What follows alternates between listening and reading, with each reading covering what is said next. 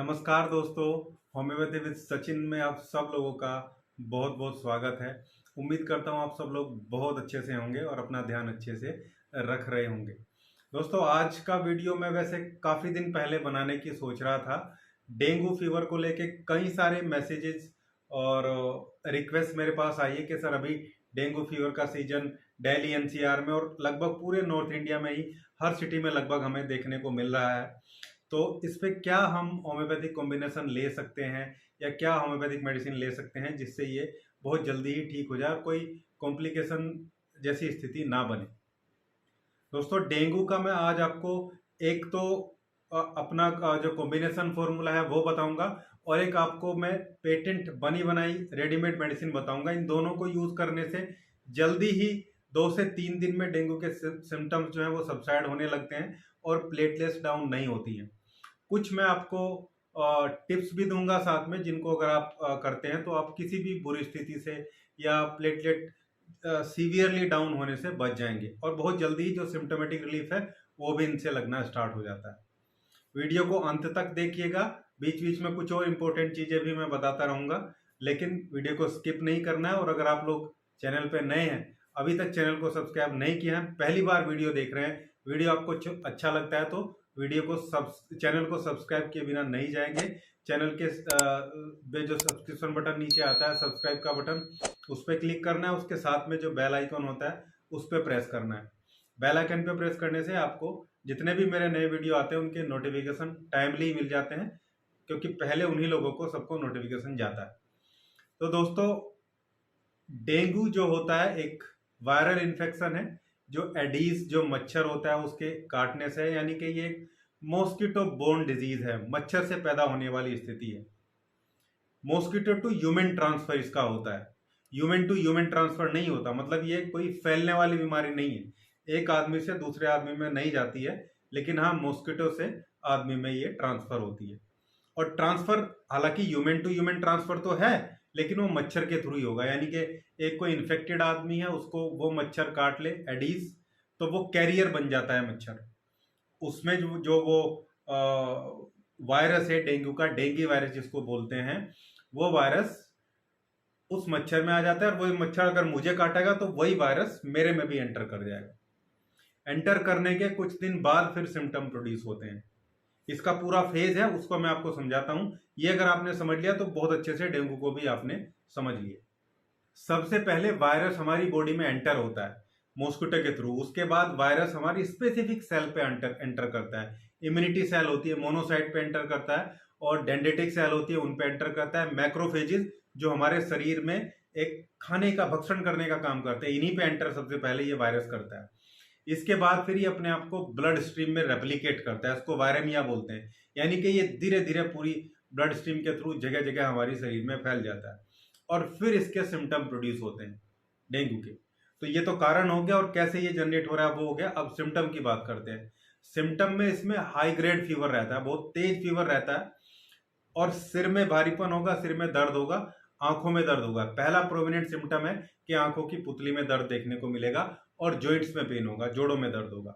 हालांकि जोड़ों में दर्द चिकनगुनिया में भी होता है, लेकिन आंखों में पेन चिकनगुनिया में नहीं होता। डेंगू में आंखों की पुतलियों में दर्द होगा, हाई ग्रेड फीवर देखने को मिलेगा, बहुत तेज फीवर रहता है, और जोड़ में दर्द है, इसलिए इसको हड्डी तोड़ बुखार भी बोलते हैं। हड्डियों का बुखार या हड्डी तोड़ बुखार डेंगू को ही बोला जाता है।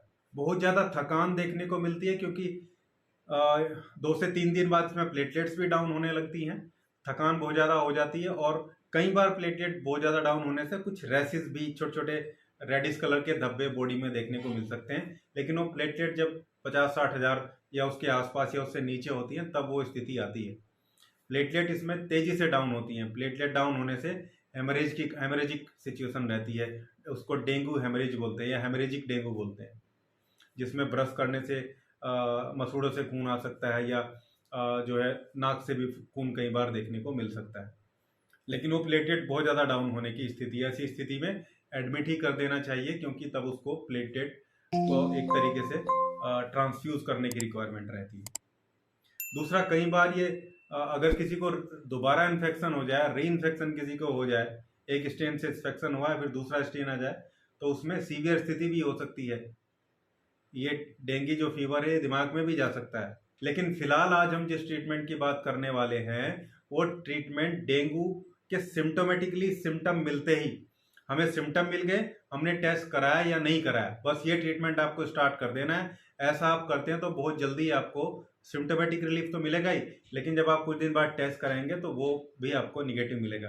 हालांकि एक एंटीबॉडी पॉजिटिव मिलेगी जो ये बताएगी कि आपको इन्फेक्शन हुआ था, वो टेस्ट में मैं आपको बता रहा हूँ। असल में हम यहाँ पे दो स्पेसिफिक टाइप के टेस्ट जो है करके देखते हैं। पहला NS1 टेस्ट होता है। NS1 एंटीजन टेस्ट है जो वो ये बताता है कि भाई आपको इनिशियली जो इन्फेक्शन है डेंगू का करंट इन्फेक्शन है या नहीं। लेकिन ये बहुत इनिशियल फेज में, आपको बुखार आया, 1-2 दिन के अंदर आपने टेस्ट करा लिया तो NS1 जो है वो पॉजिटिव आ जाता है। अवेयर अगर आप हैं, ये जो सिम्टम मैंने आपको बताया, आंखों के अंदर दर्द हो रहा है, जोड़ों में दर्द है, मसल पेन है, बहुत ज़्यादा थकान है, और आपने NS1 एंटीजन टेस्ट आप जाके लेबोरेटरी में करा लीजिए। लैब वाला पूछेगा कितने दिन से बुखार है, बता देना 2 दिन से, 2-3 दिन से है तो ये आराम से डिटेक्ट कर जाता है।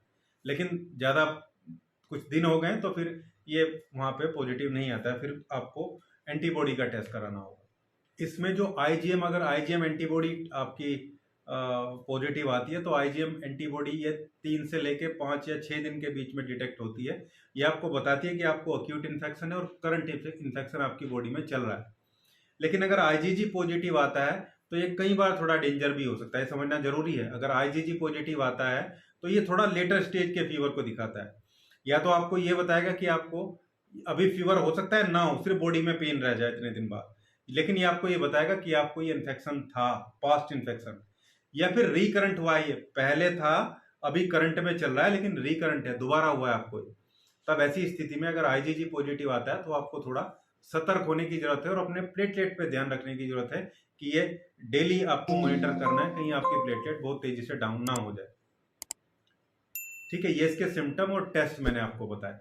अब बात करते हैं हम होम्योपैथिक मेडिसिन की। होम्योपैथी में कौन सी मेडिसिन हमें यूज करनी चाहिए ताकि हम ये सीवियरली प्लेटलेट डाउन और दूसरी कंडीशन से बच जाएं। बहुत इफेक्टिव फॉर्मूला है और 2 से 3 दिन में ही बहुत अच्छी स्थिति में पेशेंट जो है आ जाता है। बहुत सारे लोगों पे ट्राई किया हुआ है। हालांकि डेंगू की मेरी पहली वीडियो भी पड़ी है, लेकिन थोड़ा सा अपडेटेड है, वो 2 साल पहली वीडियो है, लगभग 1 साल से पहली वीडियो है। ये फिलहाल कंकरेंट सीजन में भी अच्छा काम कर रहा है, और पीछे जो, क्योंकि ये डेंगू 2 बार आता है, एक बार सर्दी जब स्टार्ट होती है तब, जैसे अभी चल रहा है, और एक बार गर्मी जब स्टार्ट होती है तब भी इसका प्रकोप देखने को मिलता है। जब मच्छर के मुफीद टेम्परेचर होता है, माहौल होता है, तब ये आता ही आता है, लेकिन फिलहाल ज़्यादा चल रहा है। इसमें सबसे पहले आपको एक पोटेंसी का कॉम्बिनेशन होम्योपैथिक स्टोर पे जाके बनवाना है। कॉम्बिनेशन बहुत इजी है। होम्योपैथी स्टोर वाले को जाके बस जो मैं बता रहा हूँ ये पिक्चर में आपको लगा दूंगा, सारी मेडिसिन की पिक्चर में लगाता हूँ। कुछ लोग बोलते हैं कि डिस्क्रिप्शन में लिखिए, लेकिन वो जरूरी नहीं है। बहुत अच्छी पिक्चर, क्लियर पिक्चर में लगाता हूँ, वही आपको देखनी चाहिए। उसका स्क्रीनशॉट ले लें या नाम लिख के आप वहाँ पे जाके इसको बनवा सकते हैं। इसमें जो सबसे पहली मेडिसिन है वो यूपिटेरियम पर्फ है। ये टॉप मेडिसिन है डेंगू की या चिकनगुनिया की भी, या कोई भी फीवर जिसमें जोड़ों में हड्डियों में दर्द होता है। यूपिटेरियम पर्फ 30 पोटेंसी में आपको अपने कॉम्बिनेशन में मिक्स कराना है। दूसरी मेडिसिन है रस्टॉक्स। रस्टॉक्स भी किसी भी टाइप के फीवर में, खासकर जो फीवर में दर्द होता है, जोड़ों में दर्द होता है, और ऐसे पेशेंट को बेचैनी रहती है, और इसमें बेचैनी रहती भी है, पेशेंट को बेचैनी रहती है, लगातार हिलने डुलने का मन कई बार इसमें करता है, तो रस्टॉक्स इस कॉम्बिनेशन में लेना है, 30 पोटेंसी में लेना है। ये आपकी हमारी दूसरी मेडिसिन है। तीसरी मेडिसिन हमें इसमें रखनी है बेलाडोना। अब मैंने बताया आंखों का प्रोमिनेंट सिम्टम है, सिर में दर्द भारीपन है, और बेलाडोना इसकी टॉप रेमेडी है। बेलाडोना को भी 30 पोटेंसी में कॉम्बिनेशन में रखना है। ये हमारी तीसरी मेडिसिन होगी। चौथी मेडिसिन है जेल्सीमियम। वर्टाइगो, चक्कर आना, सिर घूमना और टेम्परेचर रेज होना, गर्माहट महसूस देना, ये सब स्थिति की टॉप रेमेडी है जेल्सीमियम। जेल्सीमियम को भी 30 पोटेंसी में आपको इस कॉम्बिनेशन में रखना है। इसके बाद हमारी नेक्स्ट रेमेडी है, बहुत खास रेमेडी है, वायरल और बैक्टीरियल दोनों टाइप के फीवर, दैट इज बैप्टीशिया। बैप्टीशिया को भी 30 पोटेंसी में रखना है। किसी भी फीवर के लिए, चाहे वायरल बोन डिजीज है, चाहे बैक्टीरियल इन्फेक्शन की डिजीज है, चाहे मलेरिया है, डेंगू है, टाइफाइड है, सभी में ये रेमेडी काम करती है। बैप्टीशिया को भी 30 पोटेंसी में हमें इस कॉम्बिनेशन में लेना है। बहुत इफेक्टिवली ये रेमेडी जो है काम करेगी। और ये कॉम्बिनेशन आप देखना, इसको यूज करना, और आप मुझे याद करेंगे कि क्या कॉम्बिनेशन सर ने बताया था। लेकिन एक बार फिर रिक्वेस्ट करूंगा, चैनल को सब्सक्राइब करना है। चैनल को सब्सक्राइब भी नहीं, वापस नहीं जाना है। आपका मोटिवेशन मिलता है तब और ज़्यादा इसी टाइप के फॉर्मुलेशन और सिंगल रेमेडी की क्लासिकल भी मैं ऐसे सिम्टम निकाल के लेके आता हूं, जिनके बेस पे आप सिंपली अपनी जो रेमेडी है उसको सेलेक्ट कर सकते हैं। सभी मेडिसिन को 30 पोटेंसी में आपस में मिक्स कर लेना है। एक फॉर्मूला तो ये है, डोज कैसे लेनी है वो बताऊंगा। दूसरा फॉर्मुलेशन है, एक बनी बनाई मेडिसिन है, प्रिपेयर्ड मेडिसिन है, और बहुत अच्छे रिजल्ट हैं इसके। पिछले कई साल से मैं इसको पेशेंट को दे रहा हूँ। पेशेंट के बहुत अच्छे रिजल्ट है, और प्लेटलेट बहुत तेजी से बढ़ाता है, गिरने नहीं देता, बहुत तेजी के साथ इंक्रीज करता है।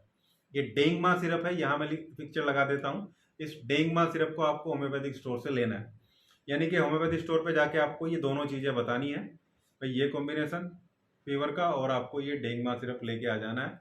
जो कॉम्बिनेशन है उसकी आपको 4-4 बूंदे लेनी है। 4 बूंदे सीधी आप जीभ पे डाल सकते हैं। हालांकि जीभ पे इरिटेट कर सकता है, क्योंकि आरएस जो स्पिरिट में या अल्कोहल में बनी दवाइयाँ होती हैं, तो आप इनको थोड़े से 20-30 ml पानी में डाल के 4 बूंदे दिन में 3 से 4 बार आपको ये लेनी है, जो कॉम्बिनेशन मेडिसिन है 30 पोटेंसी वाली।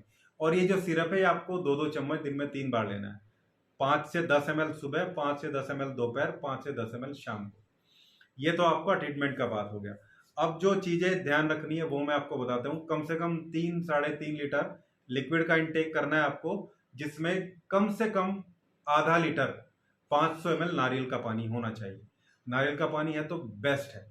आधा लीटर नारियल का पानी मतलब 2 नारियल पानी, 2 नारियल आपको डेली पीने हैं उनका पानी मतलब, और बाकी बीच में जो लिक्विड है। और लिक्विड अगर अलग अलग टाइप का रहे तो बेटर है, बहुत बेटर रहेगा। जैसे एक तो पानी हो गया लिक्विड, दूसरा आप ऐसी चीज ले सकते हैं, कोई जूस वगैरह जो आपको पसंद हो वो ले सकते हैं। तीसरा नींबू पानी। अलग अलग टाइप के पानी से अलग अलग मिनरल मिलते हैं। इलेक्ट्रोलाइट की जो कोई प्रॉब्लम है या इम्बैलेंस है वो क्लियर होता है। न्यूट्रिशन वैल्यू जो बहुत डाउन हो जाती है, जब वायरेमिया होता है, वायरल के साथ फाइट करती है हमारी बॉडी, तो बहुत दिक्कत होती है। उससे दिक्कत नहीं होगी। आप यकीन मानिए 3 से 4 दिन में आप खड़े हो जाएंगे अपने बिस्तर से। नहीं तो डेंगू ऐसी स्थिति चल रही है, लोगों को 15-20 दिन उठने नहीं दे रहा है। और सबसे बड़ी चीज है, बुखार जाने के बाद में कोई भी दिक्कत नहीं होगी। तो लोगों को किसी का कंधा दुखता है, किसी के घुटने दुखते हैं, किसी का कहीं ना कहीं कुछ ना कुछ डेंगू सिम्टम छोड़ जाता है। लेकिन अगर आप ये फॉर्मूला लेते हैं, साथ में ये डाइटरी जो मैंने आपको बताया लिक्विड का खास कर करते हैं, तो आपको कोई प्रॉब्लम नहीं होगी। प्लेटलेट भी सिग्निफिकेंटली डाउन नहीं होंगी, तेजी से डाउन नहीं होंगी। थोड़ी बहुत तो डाउन देखो होनी ही है इसमें। 1 लाख के आसपास तक तो प्लेटलेट आएंगी ही आएंगी, ये दवाई लेने के बावजूद भी। लेकिन 1 लाख से नीचे नहीं जाएंगे। किसी की 2 लाख हैं, 2.5 लाख हैं, तो वो इतना डाउनफॉल तो किसी भी वायरल फीवर के एक्यूट फेज में चलता ही है। ये था मेरा आज का वीडियो। डेंगू जो चल रहा है, डेंगू फीवर से रिलेटेड, कैसे 2 कॉम्बिनेशन से हम इसको बहुत जल्दी ही ठीक कर सकते हैं। 3 से 4 दिन में, 2-3-4 दिन में ही सिम्टोमेटिकली हमें बहुत अच्छा रिलीफ लगना स्टार्ट हो जाता है। उम्मीद करता हूँ वीडियो आप लोगों को अच्छा लगा होगा। वीडियो अच्छा लगा तो लाइक करिएगा, शेयर करिएगा, और चैनल को सब्सक्राइब जरूर करिएगा। Thank you.